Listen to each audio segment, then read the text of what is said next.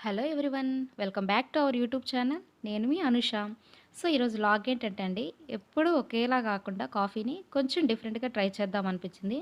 So అదేంటో మీరు కూడా చూసేయండి. మరి ఫస్ట్ అయితే నేను ఒక బౌల్ తీసుకొని అందులోకి కాఫీ పౌడర్ యాడ్ చేస్తానండి. నేనైతే సన్ రైజ్ తీసుకున్నాను, మీ ఇష్టం ఏదైనా తీసుకోవచ్చు.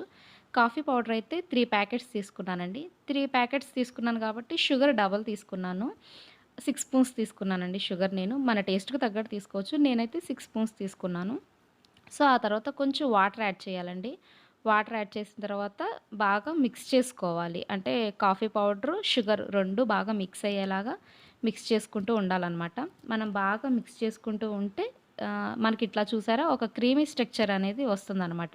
అంటే కాఫీ పౌడరు, షుగర్ 2 బాగా మెల్ట్ అయిపోయి ఇట్లా వస్తుందనమాట. సో, ఇదైతే నేను కాఫీ పెట్టుకోవడానికి ఇట్లా యూజ్ చేస్తూ ఉంటానండి. ఇట్లా బౌల్‌లోకి తీసుకొని మనం ఫ్రిడ్జ్‌లో కనుక పెట్టుకున్నాము అంటే ఈజీగా ఒక 1 వీక్ అయితే వస్తుంది. చాలా టేస్టీగా ఉంటాయండి కాఫీ. ఒకసారైతే ఇలా ట్రై చేయండి.